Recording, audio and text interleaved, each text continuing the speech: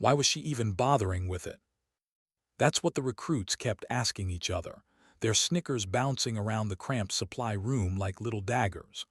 Holt didn't answer them. Her fingers kept moving, steady, precise, tracing the cracked lens of a rifle scope that looked like it had survived more wars than any of them had years of life. To them it was junk, to her it was something else.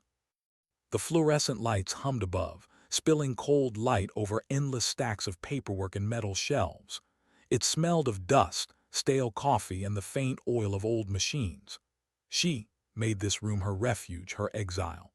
2 years behind that desk, sorting requisitions, tallying inventory, pretending she was just another cog in the machinery, pretending her past hadn't happened.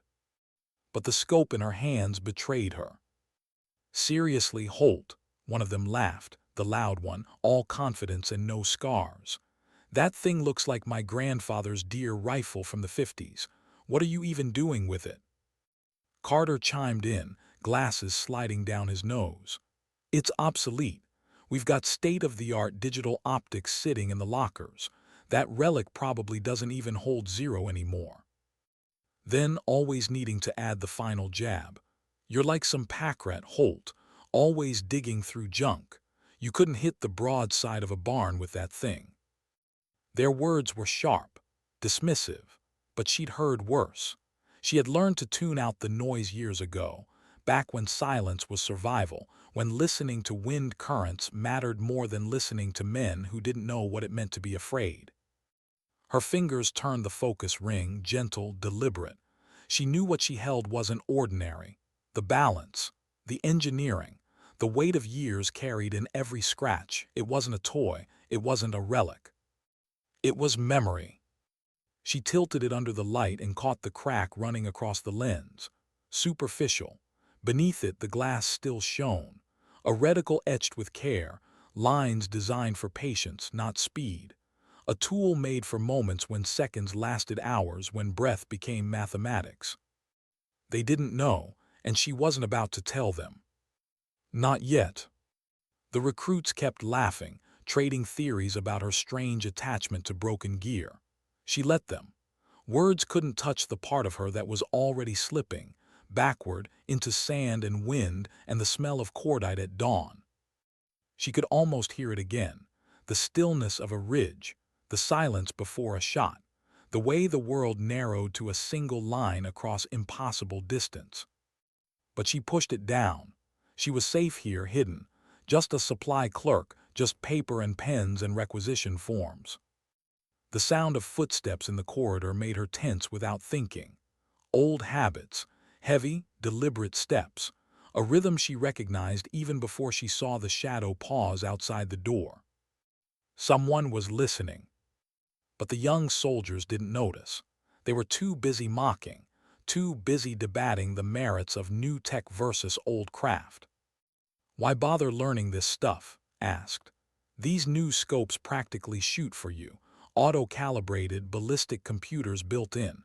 Who needs all the math when the glass does it for you?" Let her jaw tighten. She didn't answer. She couldn't tell them that sometimes the math wasn't just numbers, it was survival. That sometimes the scope wasn't just glass, it was the only thread between life and death. She rotated the body of the scope and her finger brushed over something small, something carved. She froze. There it was. The engraving, tiny, almost invisible unless you knew where to look. Letters and numbers that had once been her pride, then her curse. Her breath caught in her throat. She traced it lightly, as if touching it might erase the words. World record, 3,210 meters, ridge.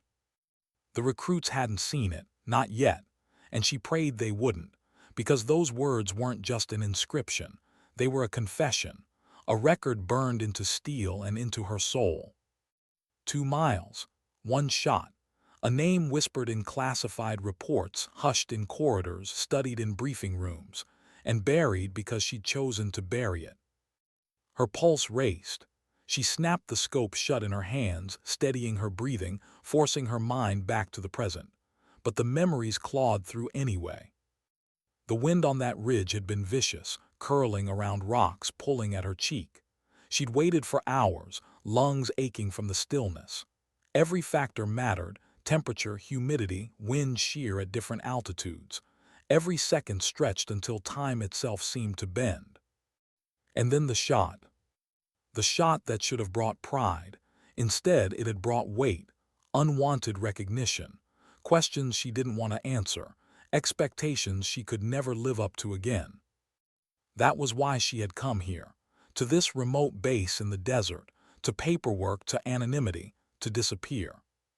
Tilted back in his chair, balancing dangerously, still grinning. You know what the real problem is with people like you. You can't adapt. You cling to the old ways, thinking they're better, but progress wins every time. Progress? She almost laughed. Did he know what progress felt like when it pressed against your shoulder, cold steel and heartbeat colliding? Did he know that sometimes progress was just another word for losing yourself piece by piece?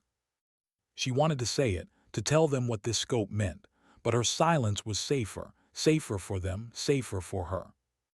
And yet something inside her stirred, a small flicker of defiance. She looked up at them for the first time, her eyes steady, voice low but sharp enough to cut through their laughter. It's more complex than it looks. They went still. The tone surprised them, not the voice of a clerk, not the voice of someone buried in paperwork. It carried weight, authority. Blinked, what makes you say that? She turned the scope in her hands, holding it up so the fluorescent light caught the edges. This isn't just an old tool. It was built by craftsmen who understood what lives depended on. Modern scopes give you shortcuts, but shortcuts don't always make you better. Sometimes they make you lazy. Carter frowned, curious now. So you're saying this antique is still better than what we use? She nodded once, keeping her voice even. Sometimes traditional craftsmanship achieves precision machines still struggle to match. These scopes weren't mass-produced. They were tuned, each one tested by hand. You don't throw that away just because it looks old. The room shifted. The recruits weren't mocking now, they were listening. Leaned in, then why'd they replace them? Because speed sells, she said simply. Because armies think progress always means machines, but excellence isn't always measured by what's new. Silence. For the first time, none of them laughed. And in the doorway, the shadow lingered, listening. The scope lay heavy in her hands, not just a relic but a mirror. A reminder of who she had been, of what she had done, and of what she could never escape. They didn't know the truth yet, that this was not just an antique, that its glass had once framed a shot that altered history. But they would. Because footsteps moved again, slower, heavier, and she knew her secret wasn't going to stay hidden much longer. Not after the inscription was seen, not after the general stepped through that door. Why did the room go so quiet? 3 recruits who never stopped talking suddenly sat frozen, still held the scope awkwardly in his hands as though it had turned to glass, fragile, dangerous. Straightened his back, Carter's pen hovered midair over his clipboard. The doorway filled with him. General Cain, his presence didn't need announcement. The man carried silence with him like armor, the kind that weighed more than metals. His uniform was neat but not pristine. The lines of his face carried the stories of battlefields none of these young soldiers had seen. His eyes didn't dart. They landed, heavy, measuring. At ease, he said softly. And just like that, 3 men who had been laughing seconds ago stood, their voices swallowed. Kept her gaze on the scope, steady hands holding it as though nothing had changed. But everything had. She felt the weight of his stare before she looked up. He wasn't watching the soldiers. He was watching her. And the scope. He stepped forward, slow, deliberate. His boots made no sound on the concrete floor, yet every step pressed against her chest like a memory resurfacing. "May I?" His hand extended toward. The young soldier almost tripped over himself to comply, offering the scope with the formality of someone suddenly realizing he might be holding a piece of history. General Cain accepted it gently. His fingers brushed over the worn metal, pausing at the crack on the lens. He twisted the focus ring, tested the adjustment knobs. His movements weren't casual. They were the movements of someone who knew what he was holding. His pulse drummed in her ears. She wanted to look away, to escape, but her eyes betrayed her, locked on the scope in his hands. European build, he murmured, more to himself than anyone else. And Bender, maybe late 80s, early 90s, still tight tolerances, solid work. Frowned, confused by the detail, but understood. The general had handled glass before. He wasn't some paper officer who only read reports. He knew. And he hadn't reached the inscription yet. His fingers traced the underside, slowly, deliberately, until they stopped. The silence in the room thickened. His thumb rested on the tiny engraving, his head tilted slightly, his jaw tightening. He brought it closer to the light, squinting. Then he read. World record, 3,210 meters, ridge. The words dropped heavy into the air. His jaw slackened, whispered something under his breath. Carter froze, glasses sliding down again, forgotten. The general's hands trembled, barely, but enough. He looked at the inscription longer than necessary, as though confirming what his mind already knew. When his eyes lifted, they landed on her. Holt, the quiet quartermaster, the woman they had all dismissed, the one who had blended into the background so perfectly she'd become invisible. October 21st, 2014, Cain said, his voice lower, now more personal. Ridge, Operation Inherent Resolve. Her stomach turned. He knew. Classified reports said the shot was impossible, until it was. The recruits looked between them, stunned. Swallowed hard. Wait, are you saying, he trailed off, the weight of the words stopping him. Kept her posture straight, her face calm. But inside, her walls were collapsing. For 2 years, she'd kept her history buried under paperwork and silence. Now it sat exposed in the general's hands. Ma'am, whispered, his voice stripped of arrogance. You were the sniper. She didn't answer, couldn't. The truth wasn't that simple. General Cain studied her with eyes that missed nothing. He had the look of a man who had read files no one else had clearance to see. He didn't need her to confirm it. He already knew. He handed the scope back to her, slowly, respectfully, as though returning a medal no one dared to wear. The shot at Ridge saved lives, he said. Hundreds, coalition troops, civilians. It disrupted operations that would have burned through towns, markets, children. That scope, he nodded toward it, wasn't just steel and glass. It was survival. His fingers wrapped around it, steady but trembling inside. She felt the room's eyes burn into her. Finally found his voice. That was you. His words carried on now, not mockery. 2 miles, he shook his head. That's impossible. Cain's gaze cut toward him. Impossible gets redefined in war.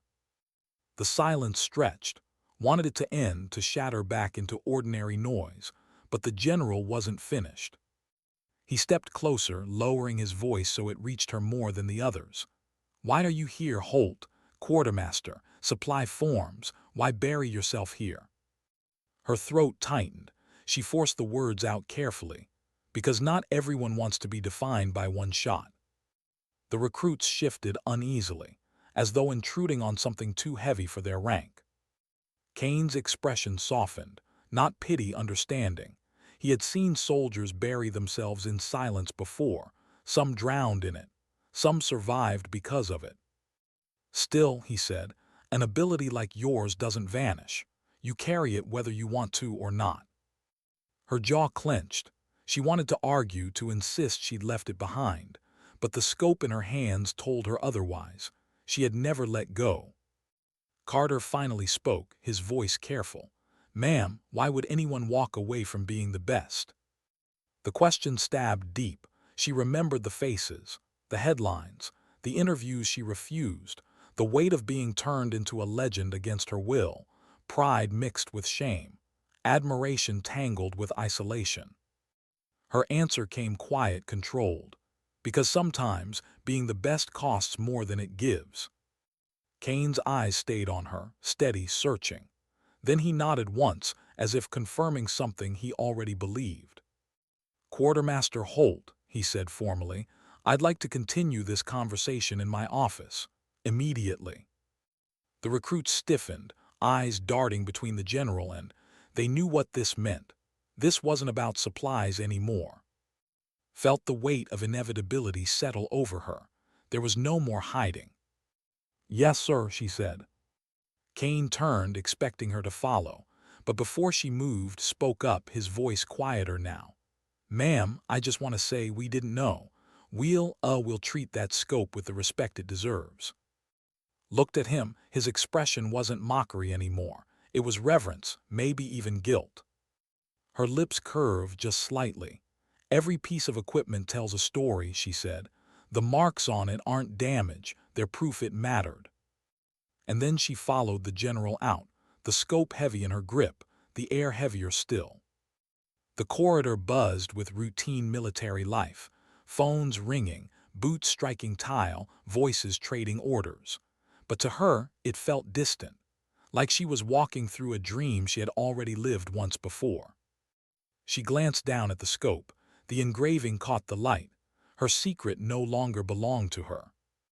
Whatever awaited in Cain's office, she knew one thing. Her exile was over. What did he really want from her? That question kept beating against her ribs as she followed him down the corridor.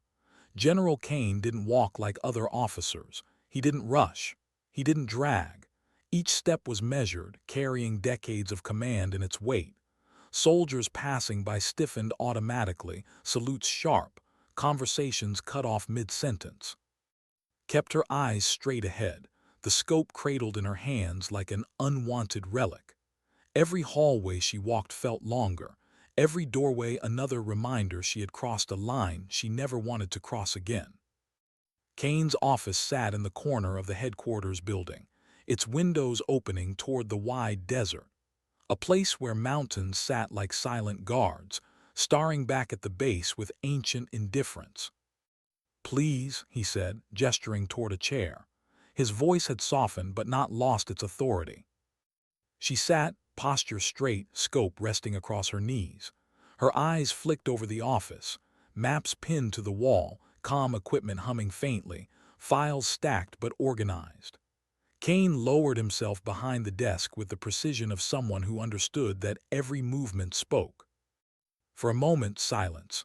Only the ticking of a wall clock and the distant hum of air conditioning. Then he spoke. "Your service record makes interesting reading." Her chest tightened. Of course he'd seen it. Exemplary training scores, advanced sniper qualification, multiple deployments, and then he paused, letting the silence fill in what didn't need to be said. A sudden request for reassignment to supply, Fort Harrison, remote, routine. Kept her face composed. Inside, her pulse was a storm. "I requested assignment here for professional development," she said evenly. "Logistics and supply are critical to operations. I wanted to contribute in that capacity." Cain leaned back, studying her as though the words were a uniform she wore too neatly. His smile was faint, knowing. "You're good at choosing language," he said, "but I've read between enough lines to know when someone is hiding behind them." Her jaw tightened. She hated that he saw it. "The shot at Ridge," he continued, his tone quiet but unflinching. "That was more than just a kill. That was history. 3,210 meters. No scope had ever stretched that far in combat. No sniper had ever confirmed such a distance. And yet you did." Her throat felt dry. The words cut through the careful shell she'd built. "You turned down recognition, declined promotion boards, refused interviews. Most people would have seized the moment. You walked away. Why?" She stared at the scope in her lap. The cracks across its lens caught the light like scars. "Because recognition brings expectations," she said softly. "And expectations bring a weight that doesn't always fit the person carrying it." Cain didn't reply immediately. His silence wasn't empty, it was calculated, letting her words stretch, testing if she would fill the gap with more truth. She didn't. Finally, he leaned forward, elbows resting on the desk. His eyes weren't cold, but they were relentless. I've seen soldiers break under far less. I've also seen them find purpose again. You're not broken, Holt. You're hiding. She flinched at the word. Hiding doesn't make your past disappear. It only delays the moment someone finds it. He nodded toward the scope, which just happened. Her fingers tightened around the steel. She wanted to deny it, to insist she had chosen peace, routine, something ordinary. But even now her mind betrayed her, replaying that dawn on ridge. The wind tearing across the valley, the stillness of her breath, the squeeze of a trigger that would echo for years. Cain's voice dropped lower, almost gentle. Do you regret the shot? Her eyes snapped up, the question pierced her. She held his gaze. I regret what came after. The silence between them grew heavy, filled with things neither dared say. Finally, Cain sat back, folding his hands. Fort Harrison is expanding its advanced training programs, precision shooting, small, controlled classes, not public, not political, quiet work. Soldiers who need instruction from someone who's been there, someone who's done the impossible. Her heart skipped, training, teaching, not headlines, not battlefields, but not anonymity either. You want me to teach, she said flatly. I want you to serve where your skills matter most, he replied. You've spent 2 years counting paper clips while recruits stumble their way through optics they barely understand. You could shape them, not into legends, into survivors. The word survivors struck her deeper than he knew. Her mind swirled with conflict. The idea of standing in front of a classroom, of holding a rifle in her hands again, both terrified her and sparked something she thought she'd buried. Purpose. But purpose had a cost. What if I say no? She asked quietly. Cain didn't flinch. Then you keep your desk, your forms, your anonymity, and you watch as others train the next generation without the benefit of what you know. You get to stay hidden, but hiding has its own cost. Her stomach turned. He wasn't threatening her. He didn't need to. The truth was heavier than any order. For a moment, she thought of the recruits, Carter. The way their mocking had shifted into respect once they'd glimpsed even a fragment of her story. How their eyes had changed when they realized the scope wasn't junk, and neither was she. Maybe Cain was right. Maybe silence had carried her as far as it could. She exhaled slowly. What kind of teaching assignment? Cain's eyes narrowed as though measuring her willingness. Then he nodded once. Advanced marksmanship, small groups, controlled environments. No press, no cameras. Just soldiers who need to learn how to read wind, trust glass, and find patience when it matters most. Her fingers brushed the scope again. The inscription pressed against her palm like a scar. She thought of the moment before that record shot. The narrowing of the world, the unbearable stillness, the math, the fear, the silence afterward. Could she teach that? Could she bear to relive it through someone else's eyes? Her voice trembled when she answered, but only slightly. And I keep my supply duties. Cain allowed a faint smile. If that balance makes you say yes, then yes. Logistics and teaching, routine and purpose, you get both. Her chest rose, fell. She hated that part of her, wanted it, needed it, the chance to turn what haunted her into something that might save others. But the thought terrified her. I'll consider it, she said finally. Cain's smile widened just barely. He leaned back in his chair, satisfied. That's all I ask. The clock ticked on. Somewhere outside, recruits shouted cadence. Boots struck pavement. Life at Fort Harrison went on. Inside the office, Holt sat with a scope across her knees, realizing the past she had buried had just been unearthed, and perhaps reforged into something she hadn't expected. Cain watched her silently, as though he knew this was only the beginning. Because sometimes, the hardest part wasn't pulling the trigger. It was deciding what to do after. Why did her hands tremble when she touched the rifle again? It wasn't fear of the steel. It was fear of the silence it carried. The training field at Fort Harrison stretched wide under a sky so blue it hurt the eyes. Rows of young recruits stood beside shooting benches, their rifles neatly stacked, optics gleaming with the sheen of factory newness. They whispered among themselves, stealing glances at the woman who had arrived without ceremony, carrying nothing but a folder under one arm and a past none of them fully understood. Holt, quartermaster, clerk, the one no one had noticed for 2 years, now the one they couldn't stop watching. General Cain hadn't introduced her with titles or records. He hadn't told them the story engraved on the scope.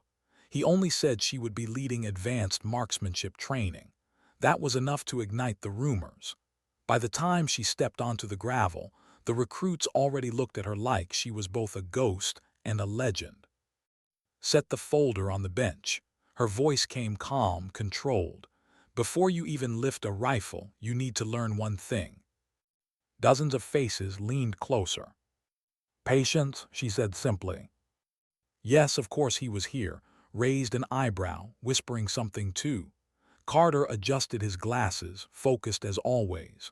Around them, a sea of 20-year-olds shifting with restlessness, the kind of energy that thought patience was weakness.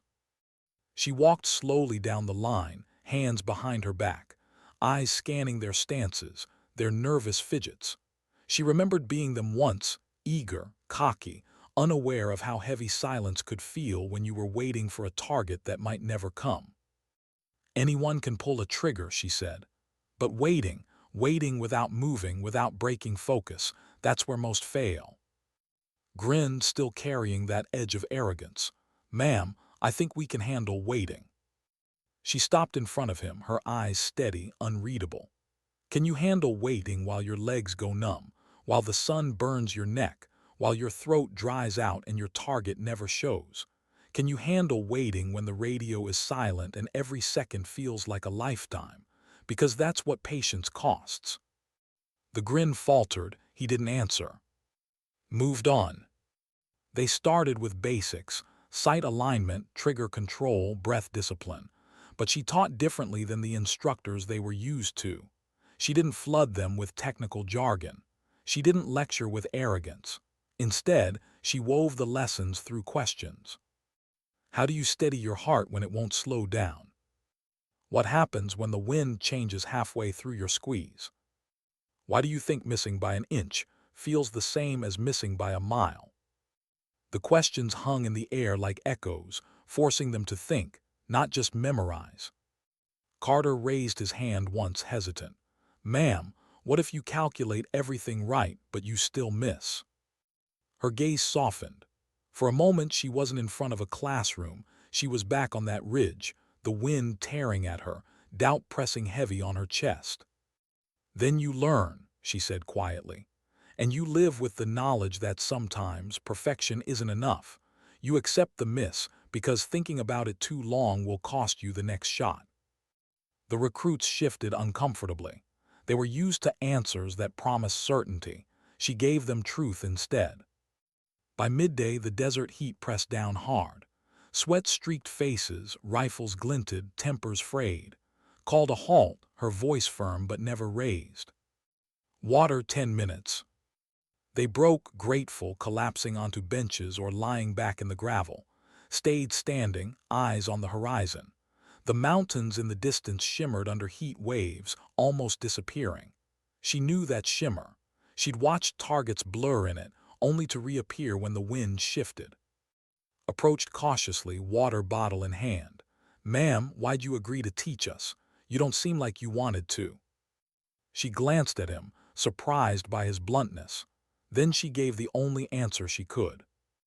Because silence doesn't erase the past, it only postpones it. He frowned as though trying to understand. Is that about Ridge? The name hit her like a stone. She didn't respond. She didn't need to. The way he looked at her told her the recruits already knew. Rumors traveled faster than truth. She turned away, ending the conversation. Break over. The afternoon dragged into drills, positions, adjustments, corrections repeated until muscle memory began to override arrogance. Tried to impress, rushing his shots, grinning when he hit steel, only shook her head. You got lucky, next time slow down. He frowned, muttering under his breath. She ignored it. Patience would break him eventually.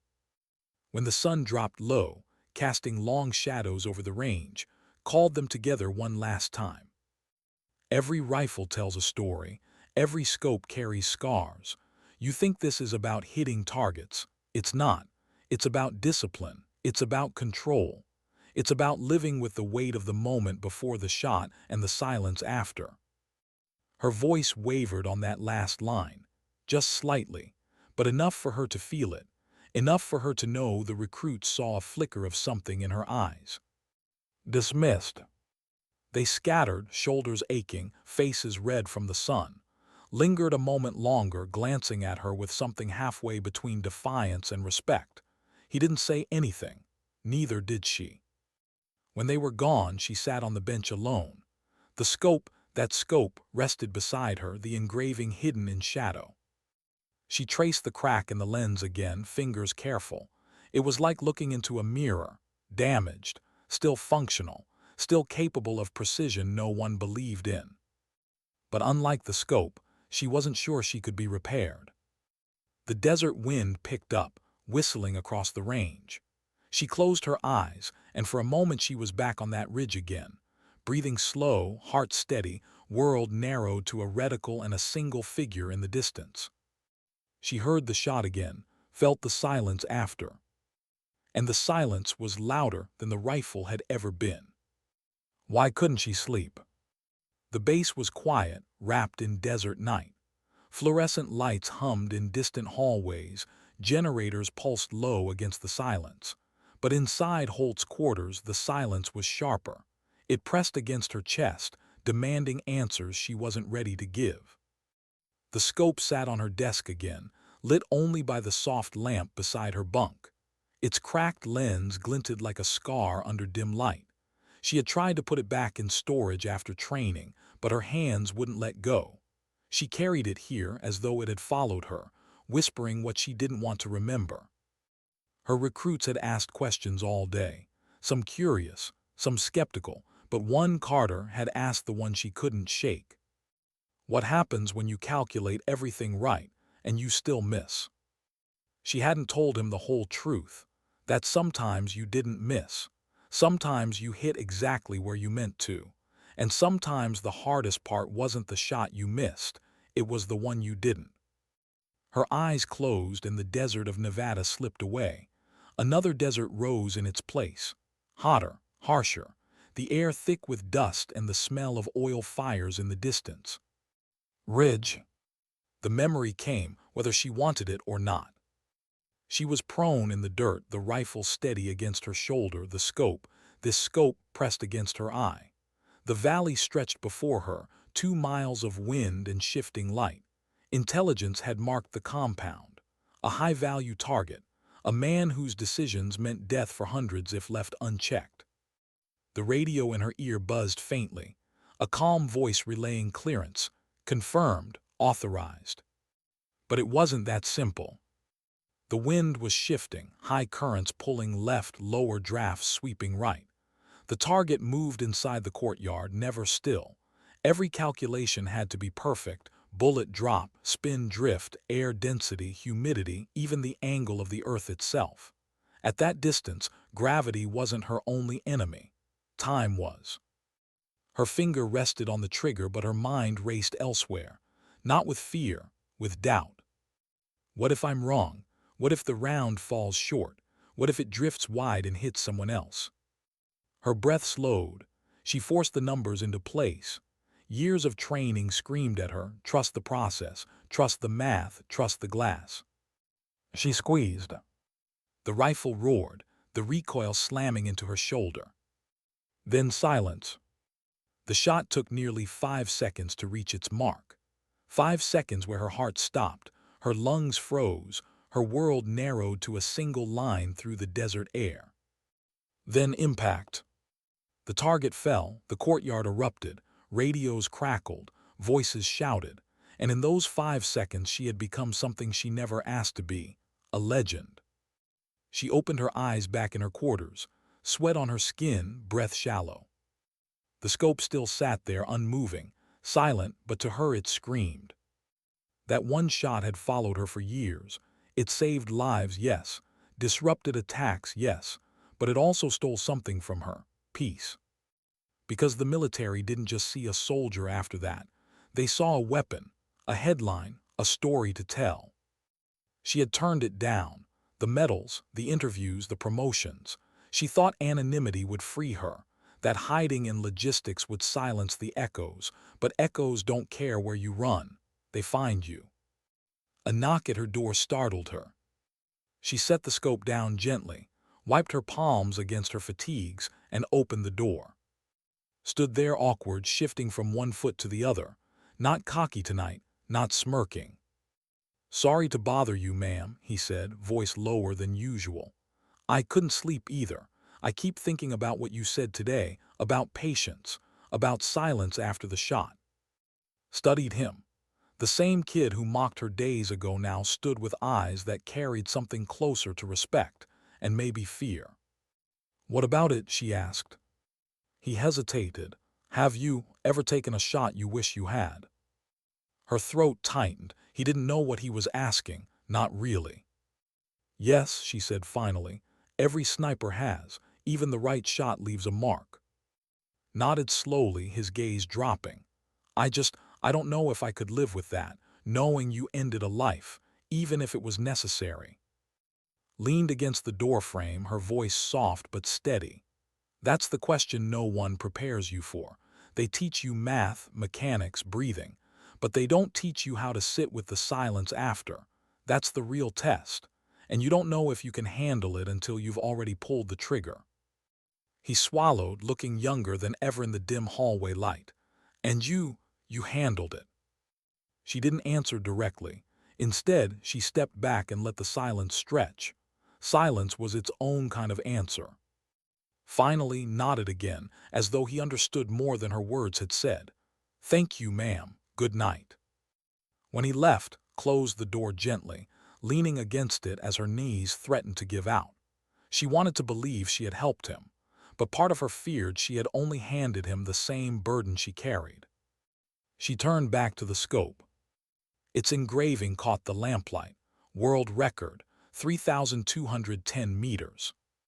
The world called it an achievement. She called it a reminder. And tomorrow, when she stood in front of her recruits again, she would have to decide.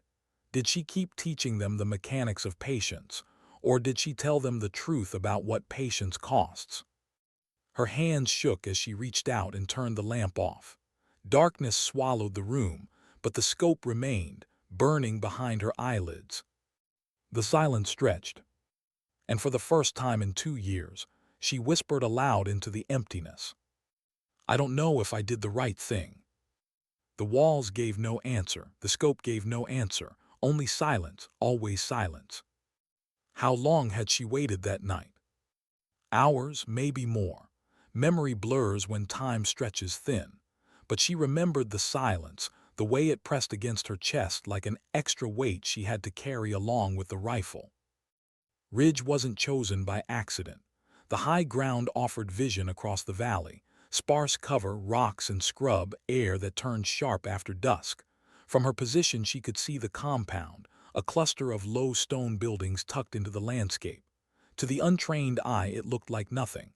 To intelligence officers it was a nest, plans, weapons, men who orchestrated death with radios and cell phones. Her team was miles behind, hidden further back. She was forward element, alone. That wasn't unusual. Sometimes patience was best practiced in solitude. The sun had gone down, the desert shifting from searing heat to biting chill. She adjusted her position, slow, careful, every movement calculated so the earth wouldn't betray her. Her cheek pressed to the stock, scope steady against her eye. Inside that compound, a man moved. He was the reason she was there. A high-value target, not just a name on paper. He had ordered attacks that ripped through markets, convoys, schools. the kind of man who hid while others bled. Her orders were simple: confirm identity, wait for the signal, take the shot. But orders never carry the weight of the silence between them. She slowed her breathing, counting it against her heartbeat. Her notebook lay beside her, numbers scribbled across the page: wind speed, distance, angle, humidity. At 2 miles, nothing could be left unmeasured. Even the Earth's curve bent into the calculation. The radio crackled, a voice she trusted, calm, measured. Target confirmed, you are cleared. She didn't answer. She only shifted her finger against the trigger, feeling the familiar cold steel beneath her glove. Through the scope, the man appeared smaller than her thumb.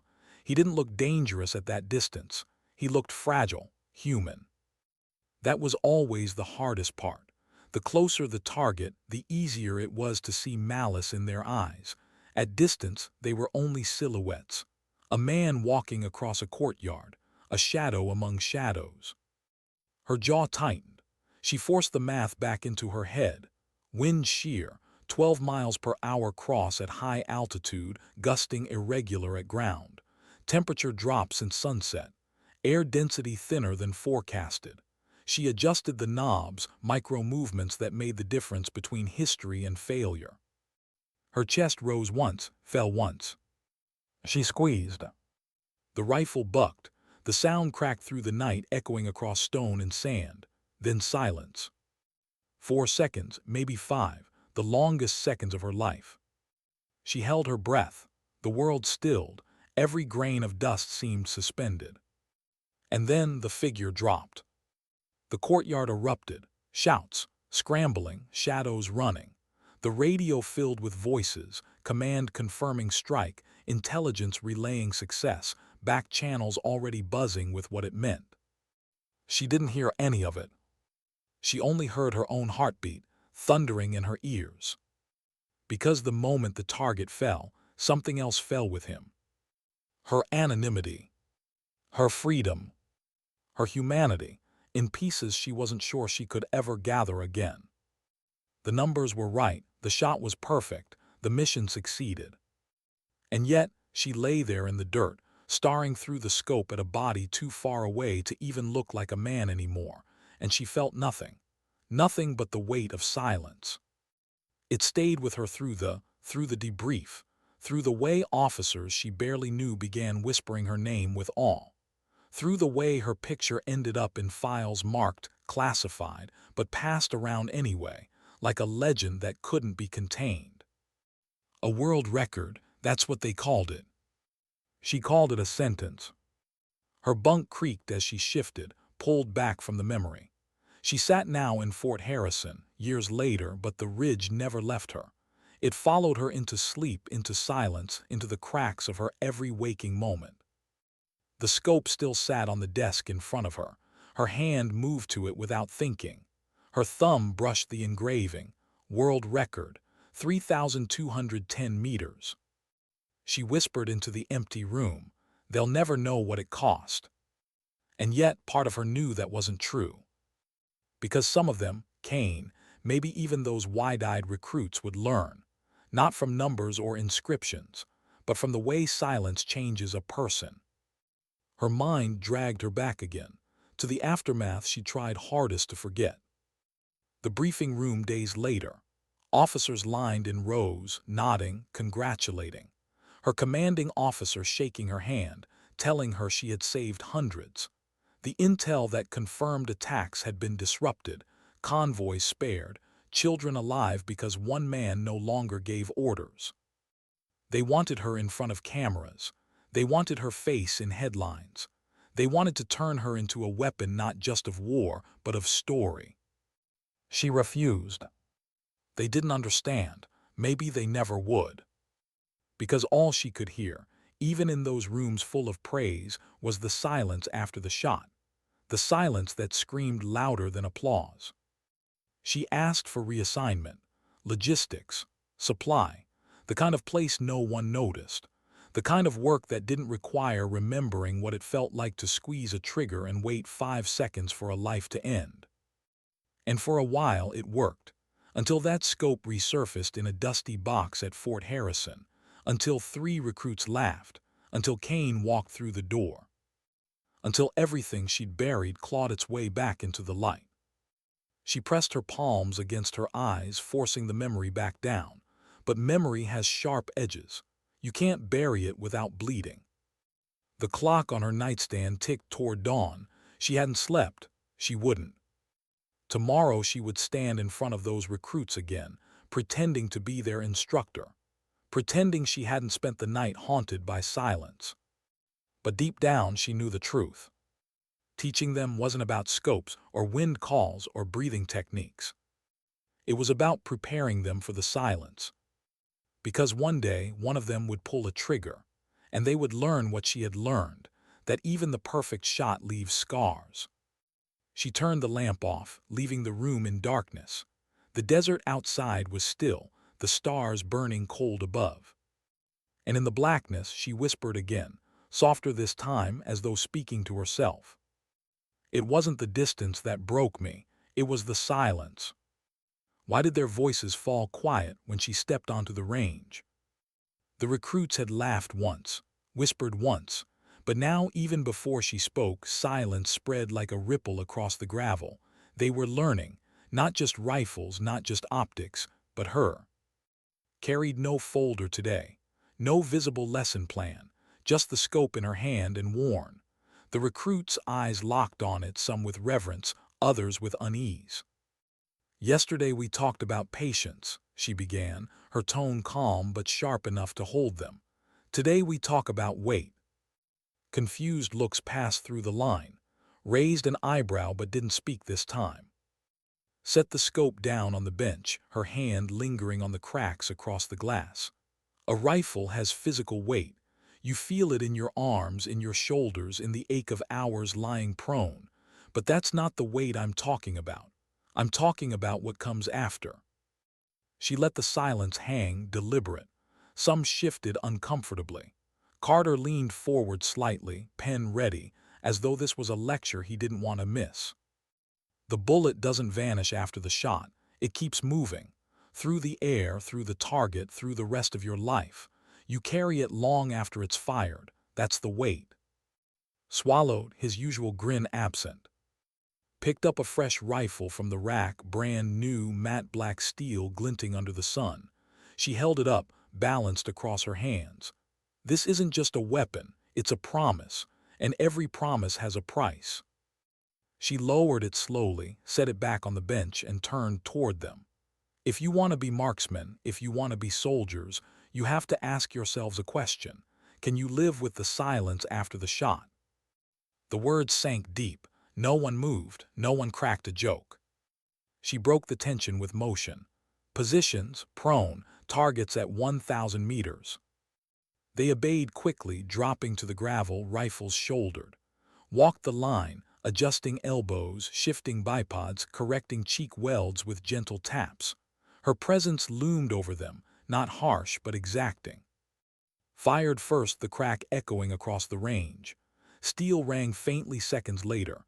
He smirked, starting to glance at her, but stopped when he saw her expression. She nodded once. No praise, no smile, just acknowledgement. "Again," she said. They cycled rounds, dust rose, brass clinked against gravel, targets pinged in the distance. But's mind wasn't only on the steel plates. With every trigger squeeze she watched, she saw echoes of herself years earlier. The same eagerness, the same arrogance, the same blindness to the cost. "Carter," she called suddenly. The young recruit froze, finger on trigger. "Yes, ma'am." "Don't fire, hold." He obeyed, cheek pressed to the stock, breathing shallow. "How long can you hold before doubt creeps in?" she asked, voice calm. Carter's arms trembled slightly. Sweat gathered at his temple. Seconds stretched. Finally he pulled back, lowering the rifle, gasping for air. 30 seconds. Crouched beside him, her voice low. 30 seconds feels like an hour when you're alone with your thoughts, doesn't it? Now imagine 4 hours. Imagine a whole night. Carter swallowed, nodding. The lesson etched deeper than any manual could teach. She stood scanning the others. You think the hard part is hitting the target. It is.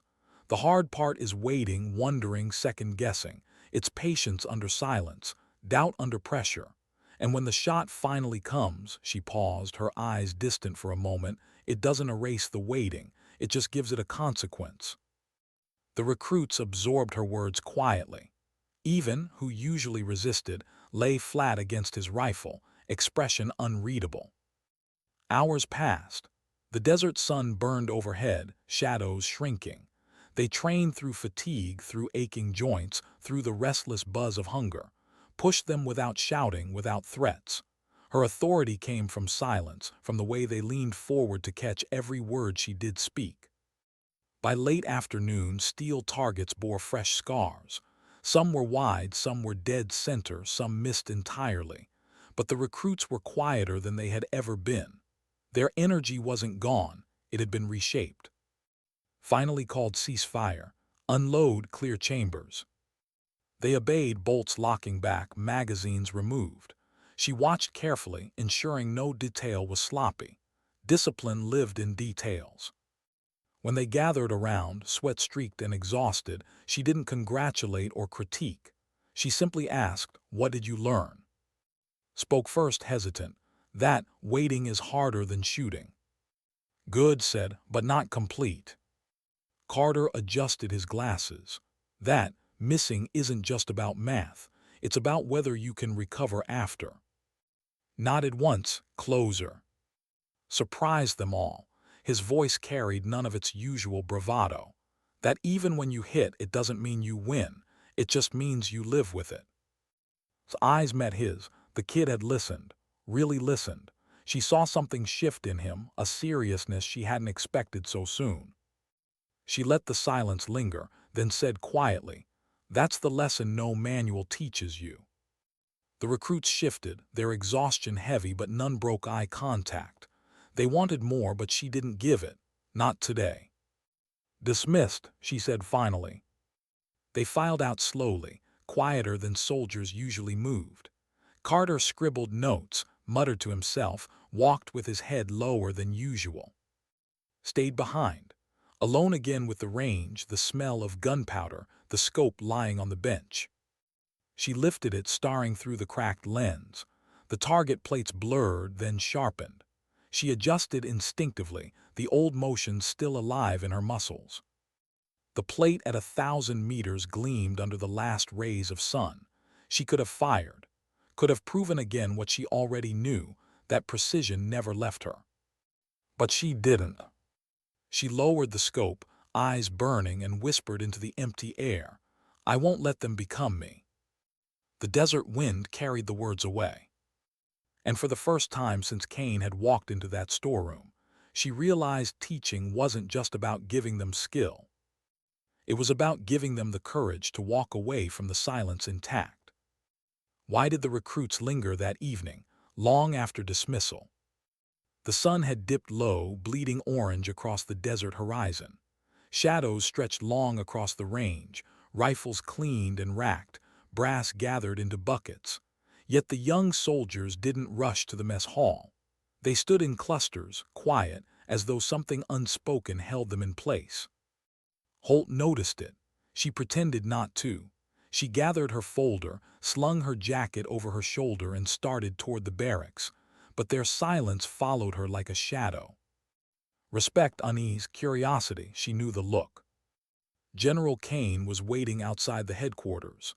Hands behind his back, posture calm but commanding, his gaze fixed on her approach. "How'd they do?" he asked simply.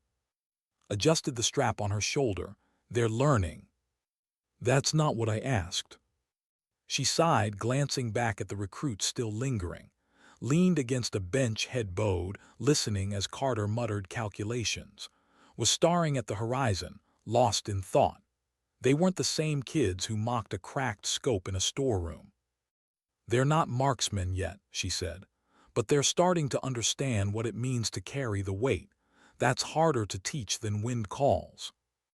Cain studied her. "And you?" She frowned. "Me." "You're carrying weight too, Holt. Has teaching lifted it, or doubled it?" Her chest tightened. She wanted to answer quickly, neatly, but the truth refused simplicity. Both, she admitted. Every time I talk about silence, I hear my own. Every time I teach them patience, I feel the hours I spent on that ridge. But maybe, she hesitated, the words difficult, maybe it matters that they'll carry it differently. Lighter, smarter. Cain nodded slowly. That's the point. They stood in silence, the desert wind tugging faintly at their uniforms. Finally, Cain spoke again. Command will always see you as a resource, a record, a weapon, but here, he gestured toward the range, you're something else, a mirror and maybe a shield. His throat tightened. She hated that he was right, hated too that it mattered to her. Cain's voice dropped softer now. I won't lie to you. At some point another mission will come. They'll want you back in the field. They'll say your silence doesn't serve anyone. When that day comes, the choice will be yours. Not mine, not theirs, yours. Her stomach turned at the thought, but she nodded, slow, deliberate. I understand. Cain's eyes lingered on her, then softened. Good, get some rest, Holt. He turned, disappearing into the building, leaving her alone in the fading light. She stood there for a long time, jacket over her shoulder, the scope still tucked under her arm. The recruits had gone by now, the range quiet. The desert stretched wide and endless, mountains sharp against the horizon. She looked down at the engraving one more time. World record, 3,210 meters. Once it felt like a brand, a sentence, a mark she couldn't wash away. But now it felt like a reminder, not of distance, not of skill, but of consequence.